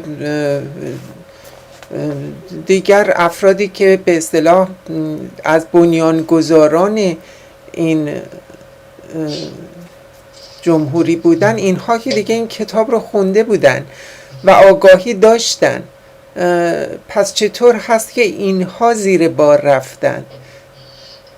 ببینید، اینها در واقع نگاه اینها نگاه اسلامی بوده. یعنی شما تمام افرادی که اسم بردید آدم‌هایی هستن که معتقد به اصل اسلام بودن. خب من نبودم، من که نداشتم، قبول نداشتم، یا اصلا کاری نداشتم به دین. من هیچ وقت مطالعه نتونستم بکنم. خب خواصم که خونده باشن، خواص بر اساس نیاز خودش خونده، یعنی خونده بله آقا اسلام میاد روی کار، معتقد به امام زمان هست. خب خیلی هم خوبه، امام زمان همیشه وجود داره در رأس، برای در خود زمان شاه هم در واقع میگه من ذل الله هستم، در واقع سایه خدا بوده. یعنی اگه شما به شعاران توجه کنید، شعارها این بوده خدا شاه میهن، یعنی اصلا از من آمیج خبری نیست، یه خدا هست، بعدش شاه، بعدش تازه مملکته، بعد مملکت بعد معلوم نیست نوبت کیه. یعنی این اندیشه ها همیشه وجود داشته به خاطر منافع خودشون، منافع، حالا من اسم مثلا منافع حزبی میذارم یا منافع اندیشه ایشون. آقای بازرگان یک مسلمان بوده و یک مسلمان واقعی بوده. خیلی خوب، خیلی هم جالب بوده براش که آقا یه مملکتی بشه بر اساس اسلام. خیلی هم خوبه، دوست داشت. آقای بنی صدر همچنین، آقای یزدی همینطور، اینا افرادی بودن که معتقد به مسائل اسلامی بودن. بنابراین جناب شفا، اینجا به این نکته برمیخوریم که صرف داشتن آگاهی چاره درد نیست، چون این افرادی که نام برید همه آگاه بودن. اجازه بده، ببخشید، آگاهی عموم و عوام من دارم میگم، من به خواص کاری ندارم. ببینید آگاهی خیلی اجازه بدید، بله. شما اگر من آگاه بودم، به اندیشه خمینی به عنوان یه فرد که در تظاهرات اون موقع شرکت کردم و فعالیت میکردم، من بهتر فکر میکردم.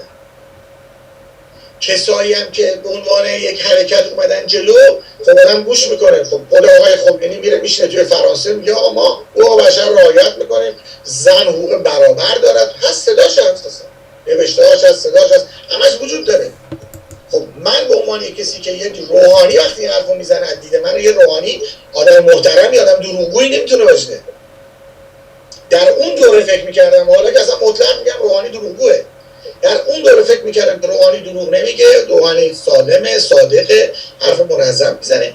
اون مقطع بله من فکر کردم، پذیرفتم و رفتم بدون اصلا بدونم جمهوری اسلامی چیه. چون شعاری هم که اون موقع دادن گفتن استقلال، آزادی، جمهوری اسلامی، این شعار رو من در ماه عرض کنم که دی، من شعار توی جمع حرکتی من شنیدم، استقلال، آزادی، جمهوری اسلامی، اما نمی‌فهمیدم یعنی چی. اون جمهوریش برای من جالب بود ولی به اسلامیش کاری نداشتم.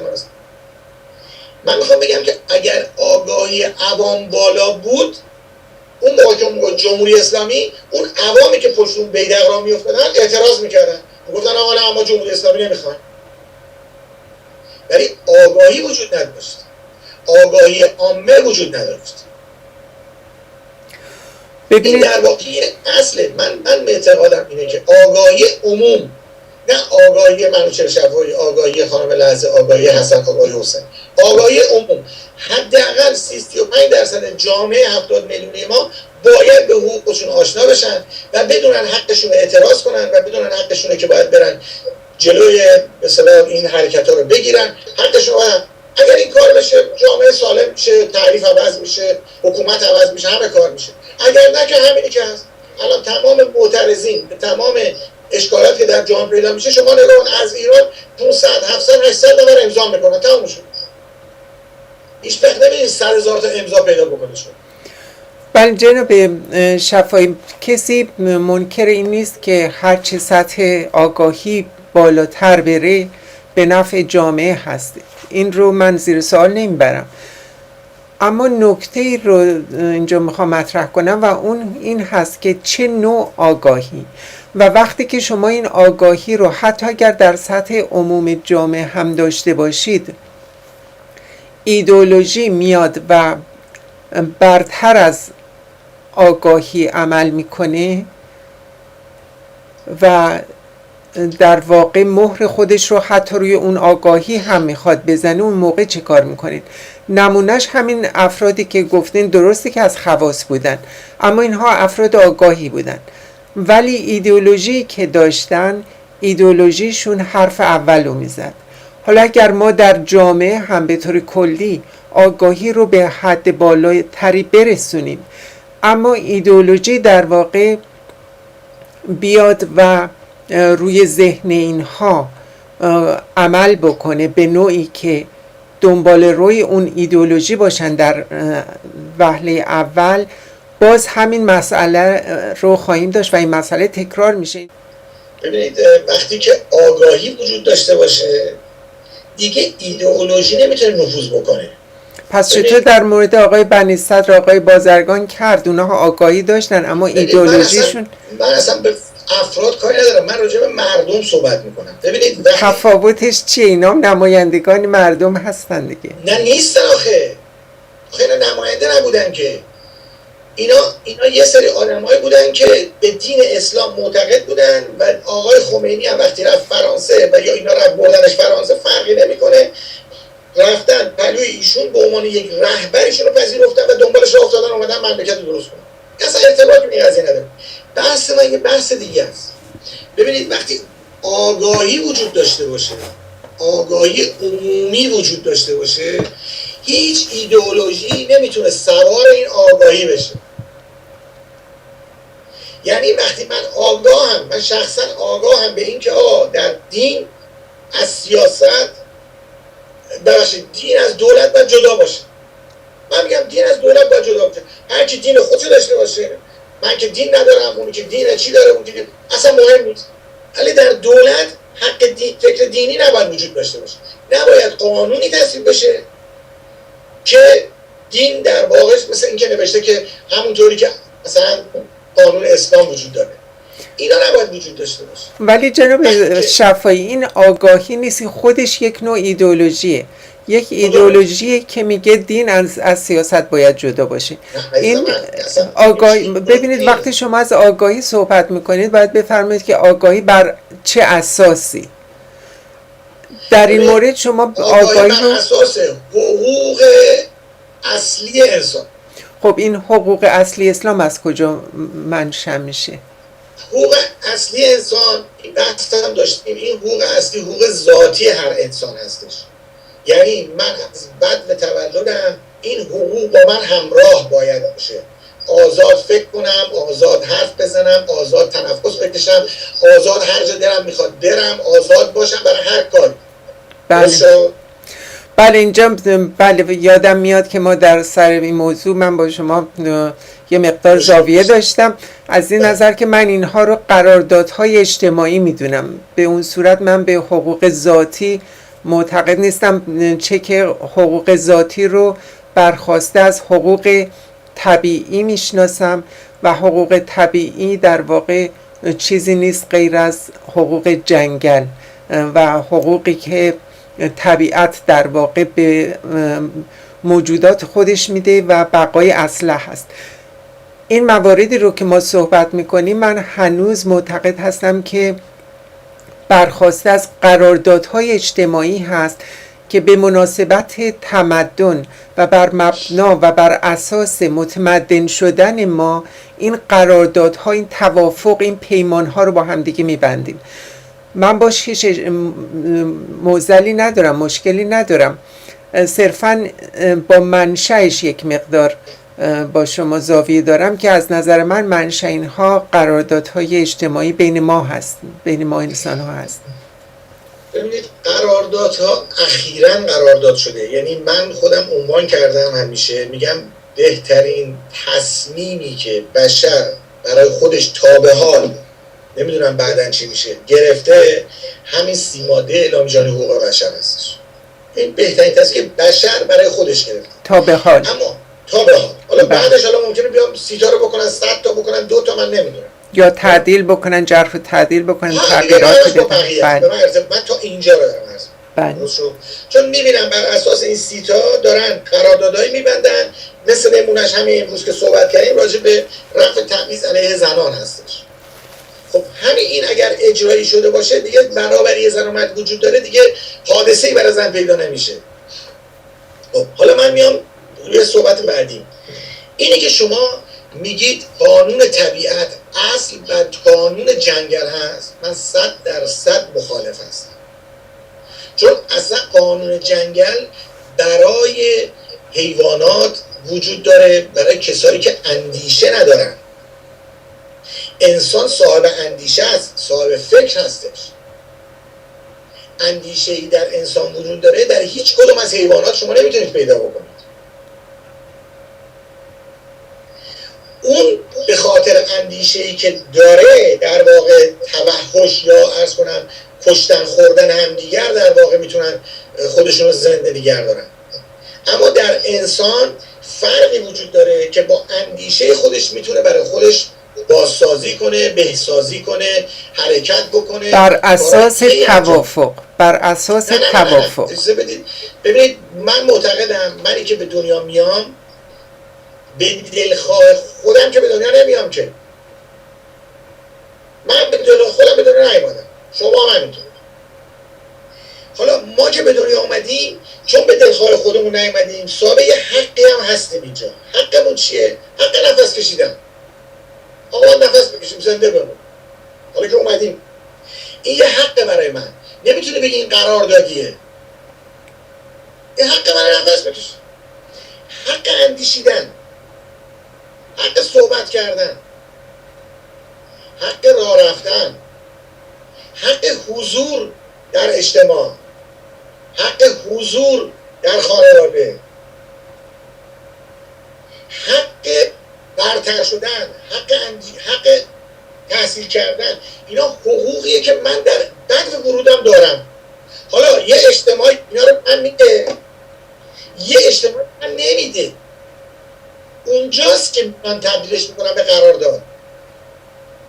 من معتقدم اینها حق ذاتی است که بعدها چون به ما ندادن مجبور شدیم بعد از چه میدونم 7000 سال تاریخ و تمدن در سال 48 میشه ماده راجبش بنویسن.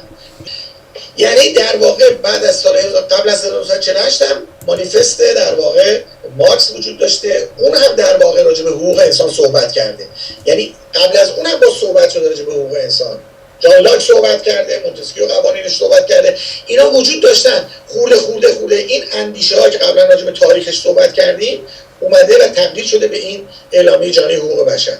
این رشد فکری آدم هاست که به دلیل کمبودها، به دلیل نداده ها، به دلیل نوع احساساتی که در مردم وجود داره تبدیل شده به این که بشه یک قانونی، بشه یک منشوری ایجاد بکنن که با این منشور در واقع من وادار به اندیشه بشم، ببینم بابا این حق من داشتم. حالا اگه جمهوری اسلامی از من گرفته چی کار باید بکنم؟ اگر من حقوق خودم آشنا بشم، اون وقته که به فکر میفتم. من الان وقتی که دارم فکر میکنم که خب چرا مثلا من حتما باید شیعه باشم؟ ببینید ما به زور جمهوری اسلامی که تو چون از شیعه زاده هستی باید شیعه بشی. حالا اگه ازش بیای بیرون، بیای گردنتو میزنن یا حالا زندانت میکنن و که الان داریم میبینیم طرف مسیحی شده میبرن زندان طرف و این مسائلی وجود داره. یا برای تک تک چیزاش، یا مثلا حتی که آقا یه اعتراض میخوای بکنی باید بری زندان بخوابی، که من چند دقیقه قبلش هم من یه لیستی از اسامی زنایی که به حقوق خودشون اعتراض کردن. خب این حقوق از کجا زن آگاه شدن؟ اگر مطالعه نمی‌کردن که آگاه نبودن، که تونستن مطالعه کنن آگاه بشن، حالا این آگاهی رو دارن منتقل میکنن. الان 6 سال این کمپین 1 میلیون امضا داره در ایران کار میکنه. من به شما قول میدم هنوز که هنوزه بیش از 2% جامعه زنان آگاهی ندارن راجع به این قضیه. من چون بارها با کسایی که میان در تماس هستم صحبت میکنم، اصلا نشنیدن کمپین 1 میلیون چی هست، با اینکه این هم دارن کار میکنن و واقعا هم دارن زحمت میکشن. الان موقعیت این کمپین کجا هست جناب شفایی؟ غیر قانونی، رسما غیر قانونی اعلام شده این کمپین، درسته؟ نه رسما اعلام نشده، ولی از اونجایی که خواسته هاشون مغایر با قوانین شرع اسلام هستش، کسانی که مدعی بشن در واقع دستگیر میشن و زندان میرن و اذیت میشن. چون وقتی که شما میگید آقا زن باید با مرد برابر باشه، عملا دارید با قانون قرآن در واقع دارید در تضاد هستید. اگر میگید که آقا باید سن بشه 18 سال، اگر باید بگید که نمیدونم باید زن حق طلاق داره، اگر بگید که زن باید بدون ولی دختر وقتی 18 سالشه بره ازدواج بکنه حق خودشه، اینا مسائلی که در واقع از لحاظ شرعی باش مسئله دارن، ولی دارن فعالیتشون رو میکنن و کاراشون دارن انجام میدن. ولی خب قاعدتا چون سرکوب هست، چون درگیری هست، خب طبیعتا به کندی جلو میره. و متاسفانه عدم آگاهی زنان ما هستش. حتی شما ما زنای مراجعه میکنن، وقتی هم بهش بگی که خانم تو حقت اینه، میگه نه من حقم این نیست، قرآن گفته این. یعنی هنوز اون تو اندیشه قرآن خودش هست. بنابراین جناب شفایی فکر میکنم داریم نزدیک میشیم به اون نکته‌ای که من گفتم که ایدئولوژی در واقع حرف اولو میزنی و باید دید که این آگاهی بر مبنای چه پایه‌ای هست. اگر آگاهی بر اساس ایدئولوژی باشه که خب همین میشه که شما میفرمایید. من اولا اصراری ندارم که من به حرف شما نزدیک بشم یا شما به حرف من نزدیک بشید. ما دو نفر داریم با هم صحبت میکنیم، شنونده هر کدومش خواست میپسند، یا اینکه طرز تفکر سومی رو پیدا بکنم. اصلا بحث مسئله این نیست. شما صحبت‌های خودتون میفرمایید، من گوش میکنم، منم میگم شما گوش میکنید. هیچ اصراری هم نیست که بپذیریم و دقیقاً بریم جلو. اما در رابطه با اینکه بحث ایدئولوژی هستش، من میگم وقتی آگاهی به حقوق، حالا ما میگیم ذاتی، شما بگید حقوق قراردادی، فرقی نمیکنه. به حقوق ذاتی از دید من، به حقوق قراردادی از دید جناب عالی آشنا بشه، وقتی آگاه شد دیگه ایدئولوژی اجازه نمیتونه پیدا بکنه که در اون جامعه اثر بذاره. بله، من همین دنبال همین نکته بودم که بنابراین منظور از آگاهی به قراردادهای اجتماعی به قول من و یا حقوق ذاتی به قول شما هست، نه لزوما هر نوع آگاهی. گرچه هر نوع آگاهی خوب هست، اما آگاهی در این مورد به خصوص منظور به حقوق انسانیش. من میگم به حقوق انسانی آدم آگاه باشه. در واقع چون حقوق انسانی خودش تعریف خودشو داره. شما این نگاه کنید تو این 30 ماده شما انواع اقسامو میبینید، یعنی راجع به هر موضوعی شما آزادی دارید، حق دارید که بتونید در هر کشوری برید سکنا بگیرید، حق دارید برید عرض کنم که ترک تابعیت کنید، تابعیت جدید بگیرید. اصلا این حقوق اولیه انسانی. بله. برابر هستیم، مساوی هستیم، شکنجه نباید بشیم، برده نباید بشیم. دیگه عرض کنم در دادگاه ها باید درست انجام بشه. دیگه عرض کنم خدمتتون که حق اندیشیدن و انتخاب دینمون رو داریم، حتی میتونیم بیدین باشیم، حق صحبت کردن داریم، حق انتخاب کردن داریم، حق انتخاب شدن داریم، عرض کنم که حق زندگی مناسب داریم. تمام این حقوق پیش بینی شده. وقتی آگاه شدیم بهش، طبیعیه اجازه سوء استفاده نمیدیم. بله، چقدر فرصت داریم از نظر زمانی جناب شفایی در خدمتتون باشیم؟ من تا 20 دقیقه دیگه میتونم در 20 دقیقه دیگه. بسیار خوب. نکته دیگه ای که برای من سوال مطرح میکنه این هست که بسیار خوب موافق هستیم که آگاهی و به آگاهی رسیدن در سطح عامه مردم، در سطح ملت میتونه قدم اول باشه. قدم بعدی که در واقع درخواست این حقوق هست، آیا خود به خود برداشته میشه؟ چه شرایطی نیاز داره؟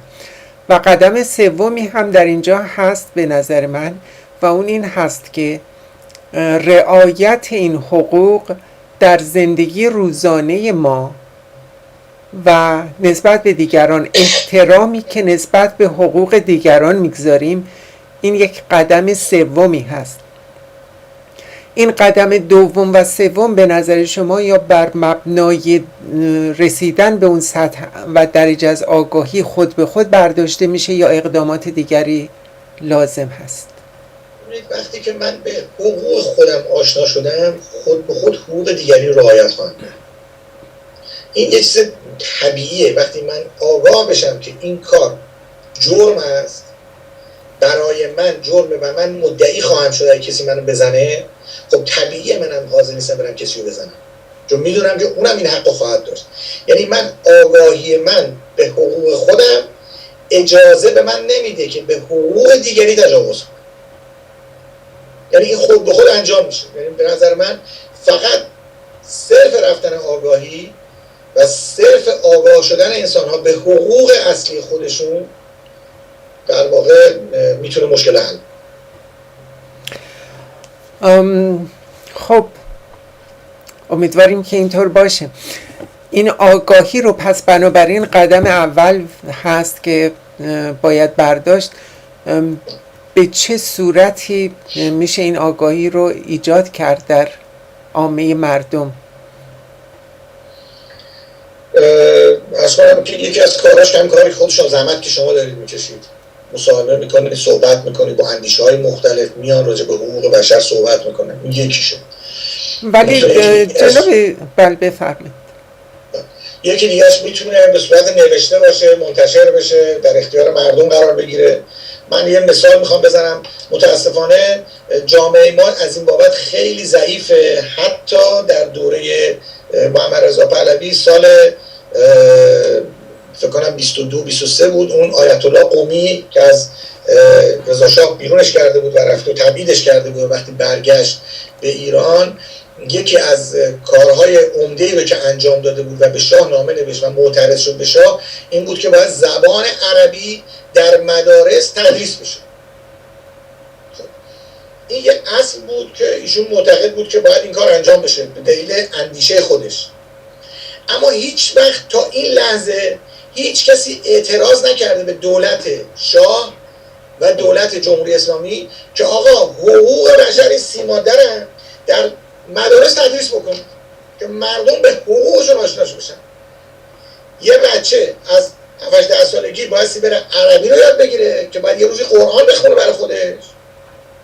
چرا؟ چون پشتیبان داره، چون آدمایی که به اون قضیه آگاهن و علاقه‌مندن دارن حالش میدن. اما راجع به حقوق بشر شما هم چیزی نمیتونید بخونید. شما آیا در تمام طول دوره من که به اصطلاح دوره اون دوره شاه به قول معروف درس خوندم، دانشگاه رفتم، کار کردم، هیچ چیزی به عنوان حقوق بشر ما در هیچ کتابی نخوندیم در طول مدرسه، در طول دانشگاه.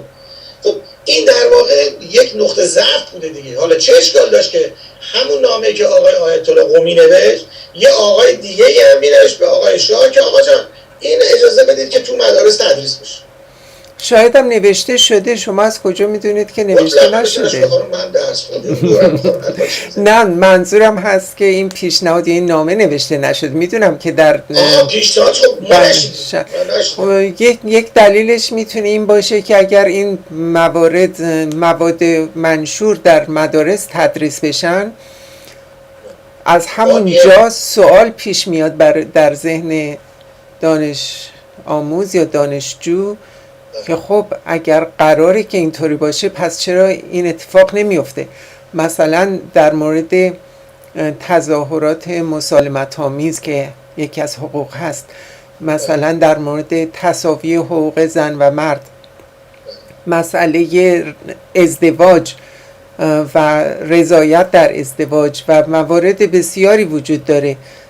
خب این سالا پیش میاد که قوانین نه در زمان شاه فقید کاملا بر مبنای این منشور بوده و نه امروز هست و فکر نمی کنم که در دنیا کشوری هم در واقع باشه که به صورت کلی و 100% منشور حقوق بشر رو رعایت بکنه و این نسبی بودنش یه مقدار کار از یه جهت سخت میکنه و از جهت دیگه کشورهای مثل کشور ما اصولا زیر بار این نمیرن که این مواد رو همونطور که فرمودید تدریس بکنن و دانش آموزان دانشجویان از آغاز باش آشنا بشن. آیا در کشورهای دیگه این مواد تدریس میشه؟ من اطلاعی ندارم. عرض کنم که اینو میگم خدمتتون که بله تدریس میشه، اما من چند تا مطلب خدمتتون بگم. ببینید ما در قانون اساسیمون خیلی از مواردی که حق طبیعی انسان قید شده. اصل 23 در قانون اساسی میگه تفتیش عقاید ممنوع است و هیچ کس را نمیتوان به صرف داشتن عقیده مورد تعرض و مؤاخذه قرار داد. این اصل 23. اما کارمند میخواد بره استخدام بشه، میگن آقا باید بری اول چی بهش میگن نمیدونم، اول بری مثلا راجع به قرآن و این حرفا حرف بزن. من اصطلاحش یادم رفته، یه اصطلاح خاصی داره که باید بری امتحان بدی، باید بری گزینش بشی. یا اینکه الان من به عنوان عقیده‌ای که دارم میرم زندان، من آقا من میخوام برم مسیحی بشم، برم زندان بخوابم. این یکیشه که چرا این باز عدم آگاهیه، یعنی حتی آدمای ما قانون اساسی خودمون هم نمیخونن که اقلا به خاطر قانون اساسی خودمون معترض باشن. باز قسمت دیگه هست میگه اصل 26 احزاب، جمعیت‌ها، انجمن‌های سیاسی اینا همش اقلیت دینی همه آزادن و حق در واقع تشکیل شدن رو دارن. اما کجا شما میبینید؟ نیست. اصل 27 که خیلی جالبه میگه تشکیل اجتماعات و راهپیمایی‌ها بدون حمل سلاح آزاد است. حتی نوشته به شرطی که به مبانی اسلام نباشه. مثلا طرف میگه آقا من حقوقم میخوام، میکشنش. مثلا به مبانی اسلام کاری نداره که یارو حقوقشو میخواد. یارو میگه آقا من حقوقم مثلا 3 ماه حقوق نگرفتم، 6 ماه حقوق نگرفتم، من اخراج بیخودی کردن، میرن اعتراض میکنن و حق اعتراض ندارن. میگم این خود اصول هم در واقع ما وجود داره، در خود قانون اساسی ما وجود داره، اما متاسفانه عدم آگاهی و نخوندن اینا باعث میشه که در واقع کسی نتونه نره معترض بشه. یعنی اگه فردا روزی مثلا من رفتم، مثلا طرف رفته اعتراض کرد، گفت آقا رأی من کو، آقا حرفی نزده، گفت آقا من اعتراض دارم به نتیجه آرا، باید برخورد منطقی بشه. آقا خب برو اعتراض تو بکن، شکایت تو بنویس، تظاهرات هم بکن، برو مهمان خودت هم مجوز تظاهرات. ببینید جناب شفایی، بنابراین اینجا این مثالی که شما زدید در مورد رأی من کو، اینجا دیگه آگاهی وجود داشت. 3 میلیون نفر آگاه بودن که حقشون این هست که اعتراض بکنن به نتیجه انتخابات، که لااقل این آرا بازشماری بشه. ولی خب نتیجهش رو دیدیم. نتیجه چی شد؟ نتیجه این شد که کهریزکی به وجود اومد و شدت عمل حکومت بیشتر شد. مردم رو در خیابانها زیر ماشین گذاشتن، تیر مستقیم زدن بله. و مطالبی که دیگه جزو اطلاعات عمومی همگان هست در سطح جهانی. دقیقا. من باز میگم که چون من میگم این 3 میلیون نفر همه آگاه نبودن، اینا فقط رفتن رأیمون بود. این هم یک نشانه آگاهی است جناب شفایی، این یه نشانه آگاهی است که گفتن رأی ما خوبه. اگر آگاه بود اصلا پای صندوق نمیرفتن. اصلا اگر آگاهی وجود داشت پای صندوق عبث نمیرفتن. اصلا به 4 نفری که مورد تایید ولایت فقیه چرا باید تو بری یکشو انتخاب بکنی؟ اصلا رأی نده. عدم آگاهیه، این آگاهی نیست خانم. اینا یک شوی درست کردن، یه 2 ماه اجازه دادن خانوما آقایون بیان تو خیابون تظاهرات کنن، بند سبز بندن، چیکار بکنن بچه‌ها گرفتن پدرم رو درآوردن. این آگاهی و دادن آگاهی و فرصت آگاهی نیست. آگاهی این بود که شرکت نکنن در انتخابات، تموم شد. بذار علی بمونه حوزه بگه آقا بیا رأی بدین هیچ کس هم نره. دیگه نمیتونستن اعدامت کنن تا خونت ببرن آقا برو پای صندوق. خب این عدم آگاهیه. پس عدم آگاهی رفتن در تظاهرات نبوده، عدم آگاهی این بوده که رفتن رأی دادن. حالا اونایی هم که رفتن اعتراض کردن بر اساس شعور نرفتن، بر اساس شور رفتن.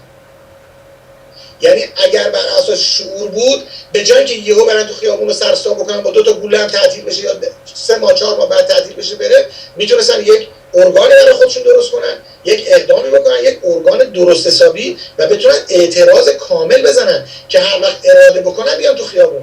نه اینکه به الان چرا هیچ خبری نیست.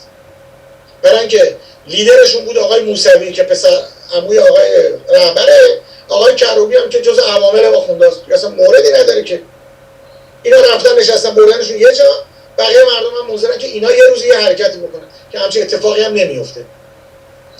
زمانی اتفاق میفته که آگاهی برای عامه وجود داشته باشه، خود جوان توی محلهشون بشینن با 20 تا 30 تا با هم دیگه هماهنگ بشن حرکت کنن برن بیرون. این فرم آگاهیه به نظر من. ولی این آگاهی نیست که خانم شو بره کسی که رفته رأی بده اصلا بیخود کرد رأی دادنشون. من ببخشید میگم بیخود کردی، من عذرخواهی میکنم اونا که رأی دادن، نه، ولی اینو من آگاهی نمیدونم، رفتن پای صندوق آگاهی نمیدونم. بله، به هر حال زمان با سرعت میگذره و فکر میکنم به دقایق آخرین این نشست میرسیم. یک بار دیگه متشکرم از حضور شما جناب شفایی در برنامه فصل مشترک و فکر میکنم که باید برای بررسی پیمانهای دیگه منشور سازمان ملل در جلسات آینده خدمتتون باشیم. من در خدمتتون هستم، خیلی ممنون، خسته نباشید بهتون میگم. به هر حال از فعالیت که میکنید و تلاش که میکنید، امیدوارم که به هر حال همین تیکه تیکه بتونه اثرگذار باشه. البته ما در حال یه کار جالبی هستیم، داریم یک کلیپایی رو آماده میکنیم برای هر ماده اعلامیه جهانی حقوق بشر. امیدواریم که این کلیپا رو به عنوان تک ماده بتونیم در اختیار قرار بدیم که هم به زبان گفته میشه، هم با تصویر هستش و هم با نوشتاری، که بتونیم اینا رو منتشر کنیم، دوستان تک تکش رو گوش کنن، آشنا بشن به حقوق خودشون و بتونن در واقع اعتراض بکنن، علمشون رو برن بالا و به حق اصلیشون برسن. بله، ما در این برنامه سعی کردیم که به صورت میان پرده این کار رو انجام بدیم و زمانی که کلیپ های شما آماده بشه خوشحال میشیم که اگر اجازه بدید از کلیپ های شما هم به صورت میان پرده در این برنامه ها استفاده بشه. حتما در اختیارتون قرار میدم. بسیار سپاسگزارم، به امید دیدار مجدد تا برنامه های آینده. ممنون و متشکر. خداحافظ. خدا نگهدار. از آینه بپرس نام نجات دهنده‌ات را،